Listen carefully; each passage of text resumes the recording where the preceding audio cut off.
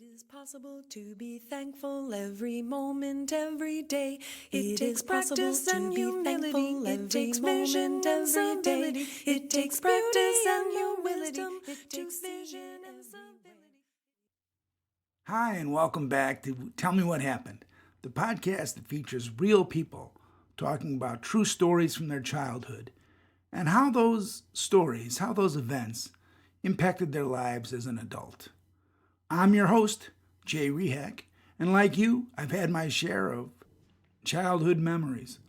Some of them great and some of them not so great. Before we get started with our guest, I'd like to quickly thank our two sponsors. Sideline Inc. Publishing, publishers of quality books, including the Sideline series, which helps children learn about financial literacy. And our second sponsor, LaughSaver.com. Visit LaughSaver.com and record your laughter. It's free, and we'll keep it for you now and forever.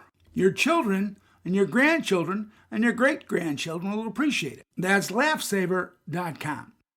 Today I have with me the founder and CEO of Live Greatly, a wellness instructor, Kristel Bauer. Kristel, thank you for being on the show. Thanks so much for having me. I'm excited. Well, I'm excited. I'm ready to hear your story. Are you ready to tell it? Yeah, let's do it. All right, Kristel, what I'm going to do is I'm going to just try my best not to interrupt you. Just listen to your story. And then at the end, I'm probably going to ask you how you feel it's impacted your life as an adult, whatever story you tell me. That sounds good. So I definitely did a little reflecting when I knew I was coming on this podcast about what story I wanted to share. And what kept coming back to me is something that was really meaningful to me as a child. And now that I've gotten older, it really has kind of this sentimental value where it helped me get to know kind of my culture, and it really sparked curiosity in me from a young age. And what ended up happening is my grandparents on my father's side came here at I think my Oma was in her 20s, and they came here on a boat from Austria. And so they were, originally from there. And what I got to do, which was really amazing as a child, is I got to go to Austria about every 3 years to go visit a town called Spital. And this town, Spital, was like, I don't know, it's kind of like a fantasy world for me, I guess, as a child, because it was so different than the US. The streets looked different, the buildings looked different, the artwork was different. And they owned a building there that looked like a castle. And it was like a pink castle on the corner. And there was a restaurant on the first floor. And they had an apartment that we would stay in above. And when I would go, I would see relatives that I never talked to. This was before we really had Zoom and all of that stuff. And everyone spoke a different language. So I was there with my family, and I remember again, it felt like I was kind of in a story, or it was like a totally different world. And what I really remember from that young age is just absorbing and really being curious about how people lived there. And specifically, there was one of my second cousins or third cousin, I'm not sure, but he was about my same age, and I probably was 7 at the time. And we couldn't speak each other's language, but he was over and we were trying to play, and we were trying to come up with a game. And there was a garden in the back, and it felt like a secret garden, and it was beautiful. And we were just running and playing and laughing. And what really resonates with me is just the ability that I had to really connect with this person who was, a distant family member. We couldn't speak the same language, through play and through just human to human connection. And that's really, I think, what this whole experience taught me, is just the level that we have as human beings to connect, even when we don't speak the same language. And really, too, it gave me such a sense of curiosity about life and wanting to explore and wanting to learn more about other people. and really understand where they're coming from and their culture. And that was ingrained at such a young age for me. Just that everyone's not the same. Everyone doesn't live the same way. Everyone doesn't speak the same language, but there's definitely that common ground that can be found, on, again, that human to human level. So for thinking back to those memories, it was trying all different new types of food. Everything was new to me and exciting. They had at Fanta there, that orange soda, which we didn't have here at the time. And that was like the coolest thing ever. And, the little details, the little things, which I found so fascinating, so exciting, and unique. So looking back on that experience now, I want to give that to my children. I want them to have that exposure to different cultures and kind of understanding that everyone doesn't live the same way, but kind of at the core, we all have a lot of the same values. We all want, the need for connection is very real. And I love the idea of having that sense of curiosity about others' cultures. And hopefully with that, can come a deeper level of acceptance and compassion and understanding, which I think right now in our world is very needed.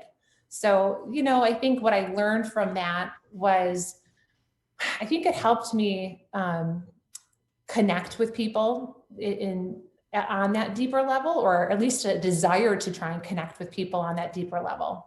And now it's really, I think, coming back to that sense of play and trying to remember that carefreeness, that curiosity. And I really strive to incorporate that in my day-to-day living, because gosh, that was just so fun. Just the freedom I felt, the curiosity I felt, the excitement I felt. I think as we grow, sometimes we lose that. And thinking about those memories and those times, it can spark that feeling in me again. And so that's something I do regularly, is kind of visualization of just that carefree feeling that I think all of us can tap into from one point or another in our childhood. Have you connected? When's the last time you connected with folks from Austria? Oh my gosh, I never stayed in contact. It was only when I was there. It was only on these trips that I connected with people there. I was so young. It was never a relationship that kind of carried through. So the last time that I went was I think I was in high school. So I would like to go back. That's on our list. I want to take my kids and I want to show them. You still have family there? So extended, like the people that we would see, my Oma's sister and brothers, they passed. So, it would be extended, but it would still be really neat to try and go and see them. Well, I definitely understand that idea of trying to just play or just connect with people, not necessarily language-wise or any other way, but just say, we're in different worlds in the sense that, well, not different worlds, but we're in different communities. But when you connect with somebody and say, we're interested in the same things, which is to enjoy our lives on a daily basis as a kid, that carefreeness, as an older person, I definitely want to try to get back to, and I'm not exactly how to do it, except as you suggested, which is like a visualization, that you can somehow close your eyes and go back to Austria as a young person, or, in my case, something else. But the idea of trying to find that carefreeness, I don't know, how do you do that now? Is your wellness program part of that as well, or is that not part of it? So, I am a big proponent of the mind-body connection. Our mind's extremely, extremely powerful. So whatever you can do to get yourself feeling those, like that playfulness, that carefreeness, and visualization works. So if you are able to kind of sit quietly and just remember the feelings you had in those moments, your body thinks it's real. Like your body's like, oh, this is happening, and that is like a natural mood booster. And if you do that on a regular basis, you're going to get better, feel good endorphins going. You're going to feel more excited about your life if you're focusing on things that make you feel that way. So for me, I incorporate that here and there, but I also really love meditation, and I do a lot of different mind-body practices. But I think it's just finding something that works for you. play for me now, it looks a little bit different, but what I found that is a good way to, I think, connect with people, for me at least, is being active. So like I play paddle, I play tennis, and doing things like that with movement. I think that's something that can kind of surpass, I guess, if you wanted to compare like a language barrier, right? Where you're doing some sort of activity with others, which is fun to you. These times that's a little bit challenging with COVID, or, walking in nature, going on a hike, kind of experiencing different things that can surpass kind of the language barrier. Mm-hmm. So there was never any fear when you went into like the community in Austria where you go, this is strange. It was just all like Wonderland as far as you sort of remember. Was there any oh my gosh, this is not like home? Or is that not an experience of that? I was so excited. I was just so excited about it. I thought it was so cool. And my great grandfather was an artist. And so he had painted the walls in the castle there and the ceiling. So we were able to go into rooms that were closed to the public to see it. It was just so fascinating to me to learn about that and to learn about that part of my ancestors that at the time, again, it wasn't, I don't know if I fully was absorbing it, but now I'm like, that's really, really cool, and it really is. It was neat. It was just a really fun experience growing up to be able to be exposed to that.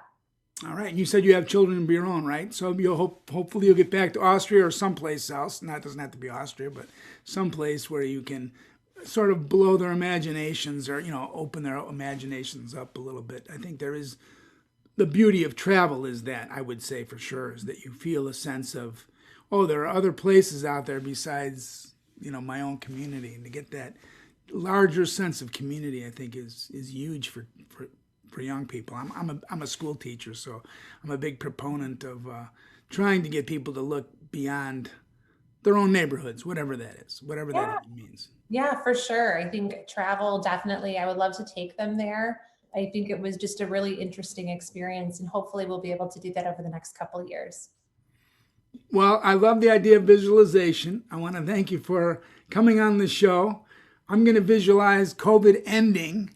Yes. All of us being able to travel somewhere, go somewhere, or just experience that playfulness that you're talking about, that idea of really just being joyous at movement. And I also hear what you're saying about connecting mind and body. It makes perfect sense to me. And I know you're articulating what scientists, social scientists, people have been discovering over the years. I'm glad that we talked because in my own mind, I'm going back to some places that I haven't been in a while because I haven't left my house in months, it feels like. So you've actually sent me back to some places, so that's very nice. So thank you for being on the show. It was my pleasure. I had a lot of fun. Thanks for having me. All right, well, that's our show. I want to thank Kristel Bauer for coming in and telling us that story. I want to thank our sponsors, Sidelining Publishing, publishers of quality books, including Susan Salidor's latest children's book, One Little Act of Kindness, available anywhere quality books are sold, including Amazon.com or your favorite independent bookstore. That's One Little Act of Kindness by Susan Salidor. I'd also like to thank LaughSaver.com. Visit LaughSaver.com and record your laughter. We'll keep it for you, now and forever. It's free, and your family will really appreciate it down the road. Now I'm going to end this show, as I often do, with Susan Salidor's classic, Every Moment, Every Day. So until next time, this is Jay Rehack, wishing you all a safe and happy and COVID-free 2021. So until next time, please stay safe out there and try not to hurt anybody. It is possible to be thankful every moment, every day.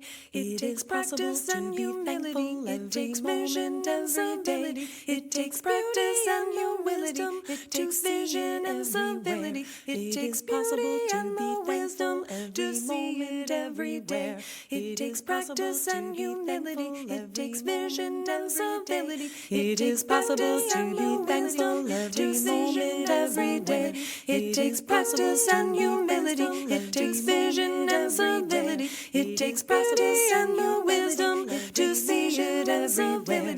It takes practice and your wisdom to see it everywhere. It takes beauty and the wisdom to see it everywhere. It is possible to be thankful